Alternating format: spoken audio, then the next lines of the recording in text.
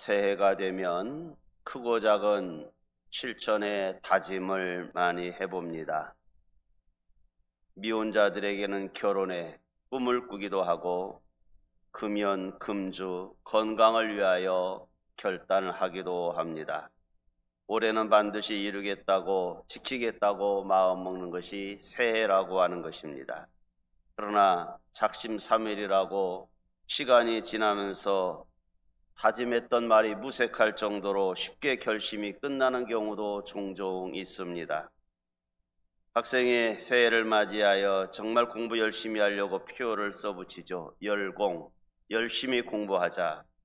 그런데 일주일 지나 보니까 새해라고 들떠서 친구들 만나보니까 잘 안 되더란 것입니다. 그래서 일찍 일어나자, 일찍 기상, 일기 떠났는데 역시 그것도 잘 안 지켜집니다. 그래서 TV 시청을 핸드폰을 가까이 안으려고 여러 가지 방법을 또 써보았습니다. 때로는 외출금지, 깨어 살자. 그러나 마음대로 그 표대로 안 되더랍니다. 그래서 너무나 고민하다 날마다 표는 일주일 만에 바뀌어지는데 안 되길래 그렇게 써놨답니다. 더 이상 표를 쓰지 말자. 더 나아가서 무계획이 계획, 그렇게 썼다고 합니다. 행동하지 않는 결심은 백일몽에 불과하다는 이야기죠.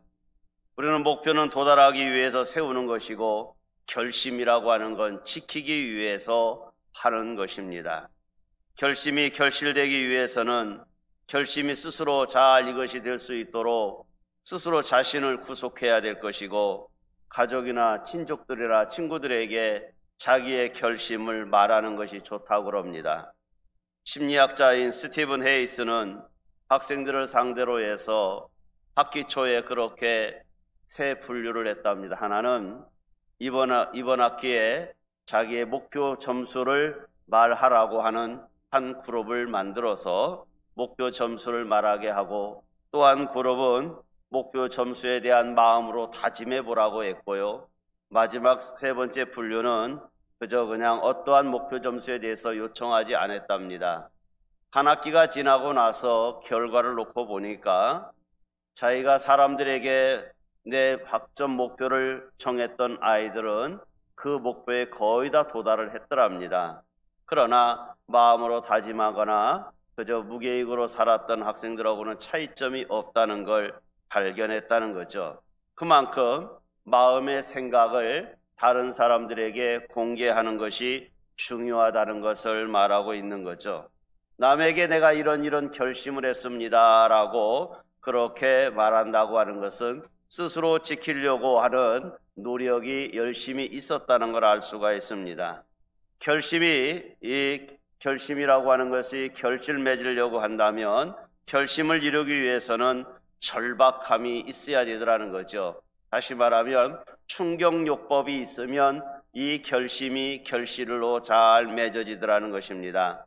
앤서니 라빈스라고 하는 사람은 강력한 경험이, 다시 말하면 즉 몸과 연결되는 강력한 신경회로가 변경될 때 습관이 바뀐다라고 했습니다. 그만큼 어떠한 충격요법이 그 사람의 습관이 바뀌게 되더라는 것입니다. 야고보서 2장 26절에서는 행함이 없는 것은 죽은 것이라고 이야기를 합니다. 그만큼 아무리 결심을 했다 할지라도 행동하지 아니하면 그것은 무의미한 목표에 불과하더라는 거죠. 그만큼 우리가 결심하면 행함이 있어야 되는 걸 이야기를 합니다. 우리가 아는 대로 토스카니는 세계적인 명주의자입니다. 그러나 그가 약점이 있었습니다. 그 약점은 시력이 너무 안 좋았다는 게 문제였습니다. 토스카니가 소년 시절에 늘 이 근시로 인해서 어려움을 겪었습니다. 그래서 늘 하나님 앞에 기도하게, 하나님 내 눈을 좀 밝혀주세요 라고 기도를 했음에도 불구하고 하나님은 그의 기도에 응답하지 않더랍니다. 여전히 나쁜 눈으로 음악을 할 수밖에 없었던 토스카니, 그가 첼로 연주자였는데 눈이 안 좋으니까 악보를 잘 보지 못해요. 그러다 보니까 할 수 있는 방법이라고는 뭘까 하다가 악보를 다 외워버리는 거였습니다. 교향곡 한 편을 하려면 거의 1시간을 연주를 하는데 자기 것만 위해서는 또 안 되잖아요. 교향곡을 다른 사람과 합주를 해야 되기 때문에 자기 거 첼로 파트 것을 위는 건 당연하고 다른 사람의 파트 거 다 위기 시작을 했습니다. 바이올린이라든지 피아노라든지 다 그걸 암송을 해버린 거죠. 다 암기를 해버렸습니다. 어느 날 그가 이제 합주를 하러 왔는데 갑자기 지휘자가 병이 들어서 지휘자가 못 오게 되었답니다. 그렇게 되니까 이제 우리 단원들 중에서 누가 지휘를 좀 했으면 좋겠다라고 그렇게 의견이 모아진 거죠. 그러니까 자연스럽게 토스카니가 그렇게 지휘자로 선정이 되었답니다. 이유는 모든 파트의 악보를 다 위는 사람이 지휘하는 것이 마땅하지 않냐 이거죠. 그래서 그가 임시 대타로 지휘를 한번 했는데 성공적인 지휘자 데뷔여서 그 이후로 이제는 세계적인 지휘자가 될 수 있었다는 것입니다. 눈이 나빠서 연주자의 생활을 어려웠던 그의 삶, 이 토스카니는 열심과 결단을 통해서 행동하는 그러한 악보 위는 것이 있었기 때문에 축복의 열매가 오히려 되었더라는 것이죠. 눈이 잘 보이지 않는 아주 지독한 근시가 오히려 그것이 보약이 되었더라는 것입니다. 21년 한 해가 다 지나갔습니다. 힘든 한 해였습니다. 코비드19라고 하는 것 때문에 어린이는 어린이 나름대로 밖에 나가 놀 수가 없었고요. 노인은 노인대로 경로당이나 모임에 갈 수 없었고요. 나름대로의 삶이 다 무너졌던 한 2년간 우리는 지내고 있습니다. 중국 우한에서 시작된 이 바이러스로 인해서 온 세계가 미국 같은 경우는 하루에 60만 명이 지금 오미크론에 그렇게 감염이 됐다라고 이야기 나옵니다. 어려움이 많은 시절을 우리는 지금 겪어가고 있습니다. 고통을 안기고 있습니다. 이 고통의 대명사처럼 우리가 성경 인물하면 오늘 우리가 읽었던 욥이라고 하는 사람을 빼놓을 수가 없는 거죠. 본문의 주인공인 욥에게는 욥으로서는 도대체 이해할 수 없는 시련이 찾아오게 됩니다. 인간으로서는 감당할 수 없는 그런 고난이 욥에게 지금 찾아온 거죠. 욥에게 고난이 찾아온 것은 70인경에 근거해서 보면 나이 70대에 이 고난이 찾아온 것으로 알려지고 있습니다. 젊은 나이도 아니고 나이 70에 정말 감당할 수 없는 이러한 고난이 욥에게 왔다는 거죠. 이 고난의 세월을 그는 한없이 보냈습니다. 하나님의 물론 섭리였지만 이 욥에게 있어서는 너무나 새 친구와 참관자 엘리웃의 이런 변론 속에서도 고통이 2배였습니다. 그래서 이 욥은 그 고난 세월을 잘 견디었더니 오늘 본문의 12절에 와서 보니까 여호와께서 욥의 말년의 욥에게 처음보다 더 복을 주셔가지고 그에게 갑절로 은혜를 주었다라고 이야기를 하고 있습니다. 욥은 고난의 과정을 잘 겪었더니 노년에 이제 처음보다 더 많은 복을 받게 됩니다. 욥의 말년에, 이 말년이라고 하는 말은 히브리어로 하이라트라고 하는데 이 하이라트라고 하는 단어는 어떠한 이 시간이나 인생의 끝부분을 이야기를 하는 겁니다. 그래서 맨 뒷끝, 그 다음에 맨 마지막 끝, 그런 뜻을 갖고 있는 게 말년이란 뜻입니다. 욥의 고통의 세월이 모두 끝난 후에 생애 황혼기에 그는 처음보다 더 복을 받았다라고 이야기하고 있습니다.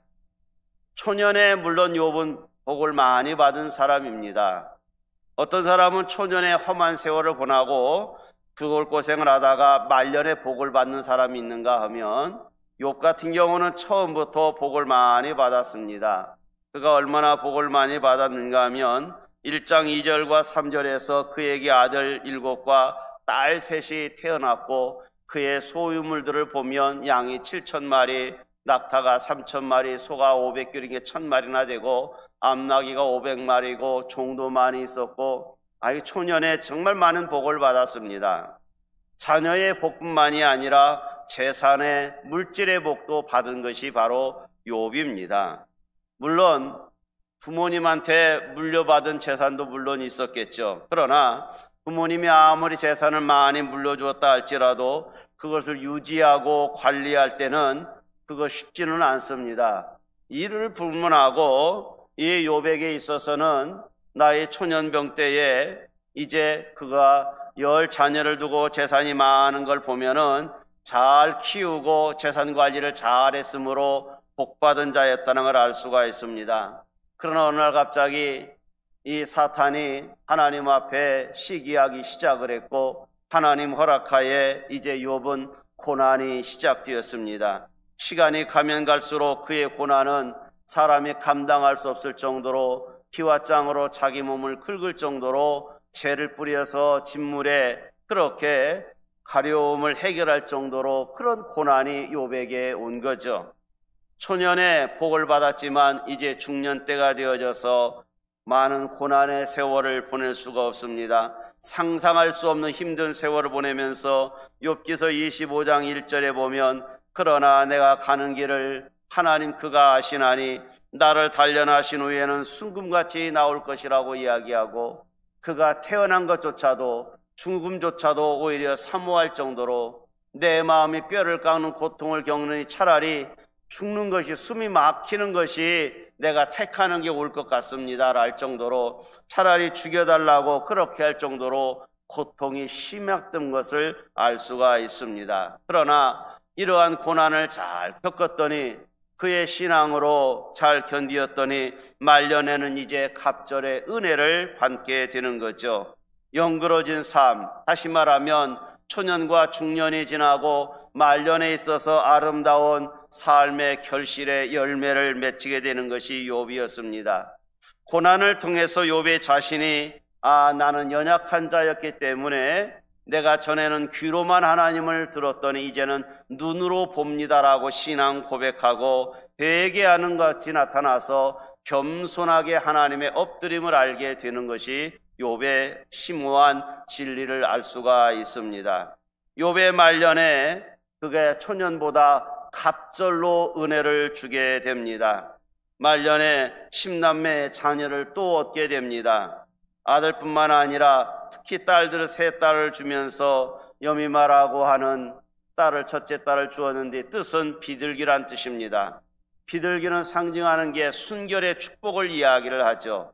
외모보다 마음의 아름다움이 있었기에 아마 욥은 이 딸을 나누고 내가 겉으로는 그렇게 고난스러웠지만 중심에는 하나님의 신앙을 내가 버리지 않았다고 하는 순결한 그러한 신앙을 가졌음을 상징하면서 딸 이름을 아마 여미마라 그렇게 지은 것 같습니다. 둘째 딸은 구시아라 것입니다. 구시아는 계피 향기를 뜻을 말합니다. 아마도 욥은 그랬을 겁니다. 번제를 드리고 하나님 앞에 제사하면서 하나님 앞에 모든 것이 다 주님의 은혜라고 알기 때문에 이 계피 향기를 하나님 앞에 드리면서 제사에 사용되고 때로는 치료제로 쓰인 하나님 이제는 내가 주의 이름으로 치료를 다 받게 되었고 하나님께 이제 향기를 드릴 만한 예배자가 됩니다 라는 의미로 아마 이 구시아라고 하는 딸의 이름을 지은 것 같습니다. 세 번째 딸 이름은 게레나북이라 이것은 뿔로 만든 통을 이야기를 합니다. 그것은 이제 전체적으로 내가 하나님 앞에 영광을 돌립니다 그런 뜻을 갖고 있었겠죠. 외모도 아름다워야 되지만 마음을 중심으로 하나님 앞에 섬기겠다고 하기 때문에 세 딸 이름이 아마 그렇게 등장한 것 같습니다.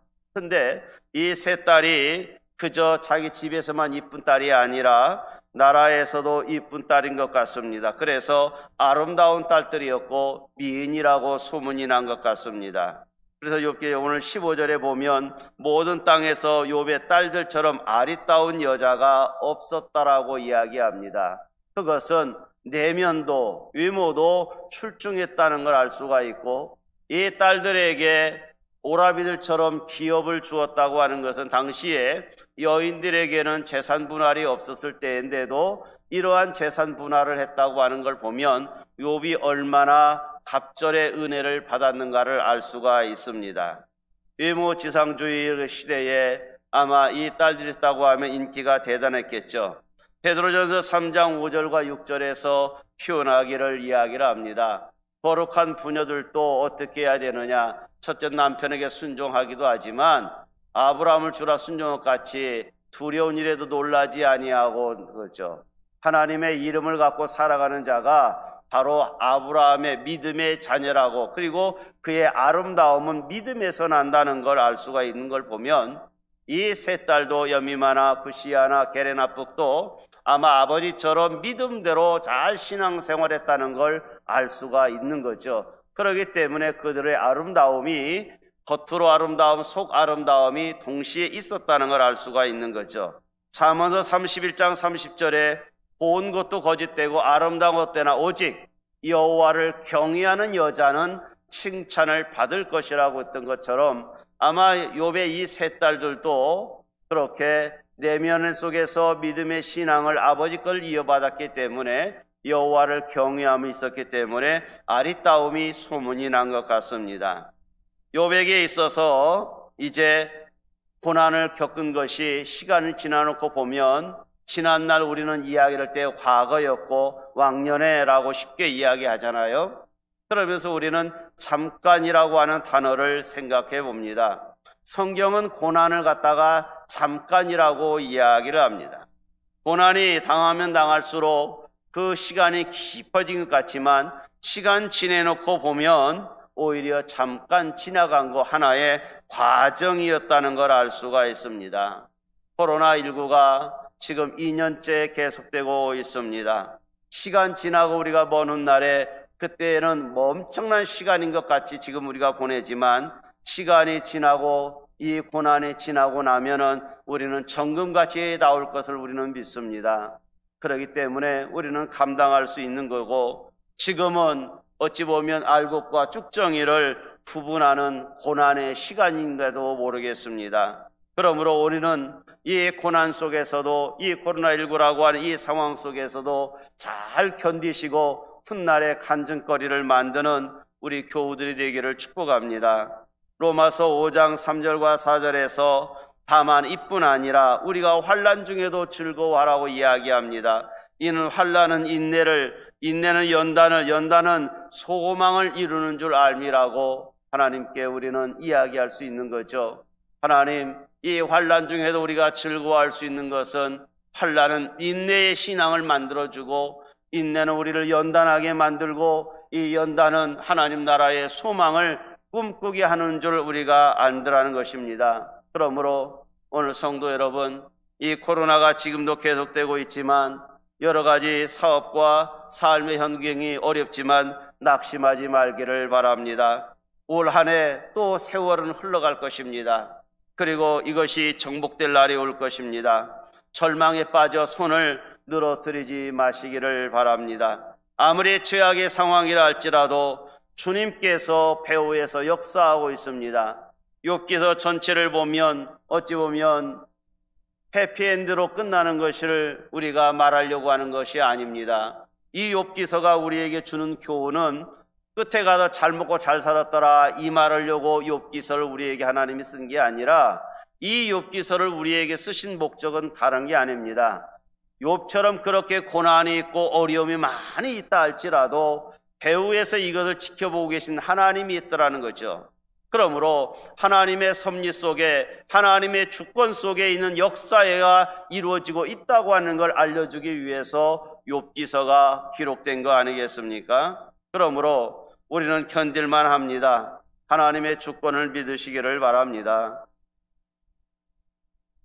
회교도 자살특공대가 레바논에 있는 미국 해병대의 기지를 기습 공격한 적이 작년인가요?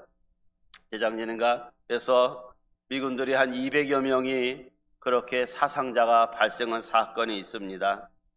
미국 해병대원들의 사망수가 많이 죽고 부상을 당하게 됩니다. 이러한 소식을 들은 사령관인 사성장군인 폴 켈리가 이 레바논으로 가게 됩니다. 달려가서 중상을 입은 해병대원들을 훈장을 한 명씩 수여했습니다. 강인하기로 소문난 이 폴 켈리 장군이었지만, 부상당한 그리고 병상에 누워있는 이 자기의 사병들을 볼 적에 훈장을 달아주면서 손을 떨고 있었고 눈물을 흘리게 됩니다. 한 군인이 심하게 다쳐서 말도 못할 지경이었습니다. 켈리 장군은 그 사병에 다가가서 내가 켈리 장군이요 라고 이야기하면서 그 해병의 이 환자복 위에 그에게 훈장을 달아주려고 하니까 그 해병은 손가락으로 시트 위에 글씨를 쓰기 시작하는데 알아볼 수 없을 정도로 아주 천천히 썼습니다. 간호사가 그의 손에 펜을 들려주어지니까 샘포 그 다음부터는 못 쓰더라는 거죠. 펜을 떨어뜨리고 맞는데 쓰다가 만 글은 다른 게 아니었습니다. 샘포 피델리스. 이것은 미국 해병대의 구호잖아요. 항상 충성하라. 해병대의 구호, 항상 충성하라. 내가 비록 이런 환자가 되었지만 나는 그래도 해병대로 자존심을 지키고 충성합니다라고 하는 걸 이야기하더라는 거죠. 켈리 장군이 목이 맬 수밖에 없는 상황이 아닙니까? 고난 속에서도 나는 하나님의 사람입니다. 욥이 고난 속에 있어도 신앙을 저버리지 않았던 것처럼 우리가 코로나19로 인해서 어려움 속에 있지만 그럼에도 불구하고 하나님 나는 신앙을 버릴 수 없습니다. 그러함에도 하나님의 신앙으로 나는 충성하며 살아가겠습니다라고 하는 다짐들이 있어야 될 줄 압니다. 욥은 회개합니다. 그리고 친구들을 다 용서합니다. 고난 가운데 고통받던 욥은 시련의 막바지에 이르게 되고 이제 그에게 연단을 함으로써 불꽃 같은 연단을 다 통과한 이후에 그가 하나님의 축복의 사람이 됩니다. 어떠한 축복을 받게 됩니까? 욥은 첫째로는 육적인 축복을 받게 되죠. 질병이 다 나았습니다. 그리고 그의 소유보다 갑절로 받습니다. 10절에 보면 욥이 그의 친구들을 위하여 기도할 때 여호와께서 욥의 곤경을 돌이키시고 여호와께서 욥에게 이전 모든 소유보다 갑절이나 주신지라. 친구들을 위해서 욥은 중보의 기도를 합니다. 자기를 그렇게 비난했던 엘리바스, 빌다, 소발, 그렇게 비난했던 저들 엘리웃까지 욥은 다 용서를 합니다. 그리고 났더니 하나님께서 갑절로 주시더라는 것입니다. 2배라고 하는 숫자는 과오가 없음에도 애매하게 받은 손해와 고통에 대한 보상의 숫자라고 볼 수가 있습니다. 욥은 죄의 징계가 아니라 하나님의 훈련이었다는 걸 알 수가 있습니다. 죄로 인해서 욥이 고난받은 게 아니라 사탄으로 인해서 하나님의 허락하에 하나님의 섭리의 주권 속에 욥은 훈련 과정이었다는 것입니다. 여러분, 코로나19의 훈련 과정이라고 생각하십시다. 잘 이기십시오. 그러면 하나님께서 갑절의 은혜가 주실 날이 있을 것입니다. 욥에게는 둘째로 정신적인 축복을 받게 됩니다. 하나님께서 곤경을 돌아보시면서 원래보다 더 나은 모습으로 회복시킨 다음에 육적인 질병뿐만이 아니라 정신적 배신감도 극복하게 되었기 때문에 그의 새 친구들을 위하여 중보 기도를 할 수 있는 사람들인 거 아닙니까? 정신적으로 다 해방되었더라는 것입니다. 지난날 정말 아팠던 것이 몸도 아픈 것도 아픈 거지만 정신적으로 자기를 그렇게 핍박했던 새 친구와 엘리우가 얼마나 미웠겠습니까? 그러나 그것조차도 회복시켜 주었다는 것은 정신적인 회복도 되었더라는 것입니다. 아들이 7, 딸 3을 다시 얻게 됩니다. 어찌 보면 처음에 10자녀와 동일할 수밖에 없습니다. 그런데 생각하십시오. 7, 완전수입니다. 3, 성부성자 성령을 상징하는 완벽한 수를 이야기를 합니다. 그러므로 완전하게 하나님께서 다시 자녀를 주었다고 하는 것으로 이해한다고 하면 갑절의 정신적인 은혜를 받은 걸로 이해할 수 있는 거죠. 이제 11절에 가서 보면 친척과 친저들이 함께 또 식사를 하는 모습을 발견합니다. 당시의 시대적인 상황을 보면 죄인의 집에는 사람들이 가지 않습니다. 죄인의 집으로 낙인 찍히게 되면 그 집에서 초대를 해도 가지 않는 게 불문율이었습니다. 그런데 오늘 욥의 집에는 친족과 가족뿐만이 아니라 많은 사람들이 와서 식사를 같이 하는 모습을 보면 이제 욥에게는 죄인의 굴레가 아니라 의인이라고 하는 명칭을 얻었다는 걸, 다시 말하면 이제는 죄인이 앉음을 인정받았다는 걸, 정신적으로 완전히 해방되었다는 걸 알 수 있었더라는 것입니다. 그리고 저들이 올 때 화폐 기준이었던 여러 가지 선물들을 하나씩 금고리를 가져와서 이 욥에게 주는 걸 보면 좋은 선물이기도 하지만 이 주는 의미는 신뢰하겠다는 이야기입니다. 당신은 나와 관계대가 믿음의 관계로 의리로 회복하겠다고 하는 이러한 상징적인 신뢰의 의미로 바로 금고리씨를 하나씩을 가져온 걸 알 수가 있습니다. 육적인 축복과 정신적인 축복과 더불어서 영적인 축복을 욥이 받은 거죠. 하나님을 기쁘게 하는 사람이 되었더라는 것입니다. 친구들의 죄를 용서했더니 중보의 기도를 하는 사람이 되었고, 하나님을 욥을 기쁘게 여기서 하나님의 은혜로 모든 사람들을 다 용서하고요. 여러분, 마음에 상처를 준 사람을 위하여 기도하는 것이 그리 쉽지 않습니다. 저도 목사이긴 하지만 영적인 고민이 왜 없겠습니까? 그러나 그를 위하여 기도해 준다고 하는 것은 결단을 하지 않으면 안 되는 그런 상황입니다. 욥은 하나님으로부터 버림받았다고 하는 그런 생각도 있었지만 이 착각에서 그를 벗어날 수 있었기 때문에 새 친구들을 위하여 그렇게 위로의 기도를 할 수 있었더라는 것입니다. 성도 여러분, 본문 17절 18절에 보면 그 후에 욥이 140년을 살며 아들과 손자 4대를 보았고 욥이 나이가 차서 죽었더라. 그 이후로 140년, 70년의 그런 고난 속에 있다가 140년, 210년을 살았다는 걸 알 수가 있죠. 아들과 손자 4대를 보았다고요. 거기에 나아가서 늙어서 나이가 차서 죽었대요. 병들어서 죽은 게 아니라 이제 죽을 때가 되어서 나이가 차서 죽었다는 것은 기한대로 살다가 죽었다는 것은 장수했다는 걸 알 수가 있습니다. 하나님의 축복으로 유복하게 살다가 때가 되면 하나님 나라 갔다는 걸 알 수가 있는 거죠. 고생하며 산 게 아니라 복스럽게 살다가 죽었다는 것입니다. 고난의 대명사로 불렸던 욥이 이제는 축복의 대명사로 바뀌는 이름이 욥이 되었습니다. 모든 것이 해피엔딩이 되었습니다. 그리고 너의 인생과 역사의 주관, 하늘 천상의 세계까지도 주관하시는 이는 여호와 하나님이라고 하는 걸 분명하게 선언하고 있는 것이 이제 욥기서가 마치게 되는 거죠. 불과 같은 시련을 통과한 사람이 세상에서도 누리는 축복을 알게 됩니다. 여러분, 풍성하게 은혜를 베푸시기를 원하시는 하나님입니다.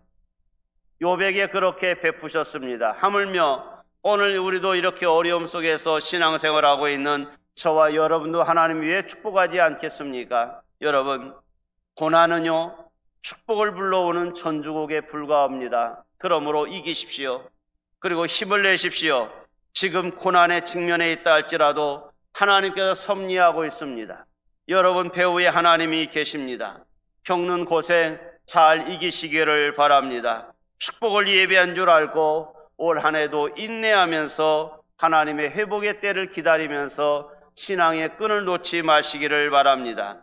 결단코 실망하거나 좌절하지 마시고 하나님 앞에 믿음의 끈을 여러분 끝까지 잡고 가면서 승리하는 그날까지 전진하시기를 주의 이름으로 축원합니다. 기도하겠습니다. 하나님 아버지, 고난은 축복을 불러오는 시작이라고 볼 수 있습니다. 코로나19가 너무나 장기적으로 오래가고 있습니다. 하나님, 이것도 극복할 수 있도록 은혜 베풀어 주시옵소서. 하나님의 섭리하심으로 회복의 날을 기다립니다. 너무 더디게 마시고 하나님 속히 회복시켜 주시옵시고 코로나19가 종식되어져서 마음껏 하나님께 영광과 예배자가 되게 하시고 복음의 사역을 널리 전할 수 있도록 은혜를 베풀어 주시옵소서. 우리의 말년이 회복의 은혜와 보호하심과 은혜를 충만하게 누리는 삶으로 하나님 열매 맺게 하여 주시옵소서. 예수님의 이름으로 기도합니다. 아멘.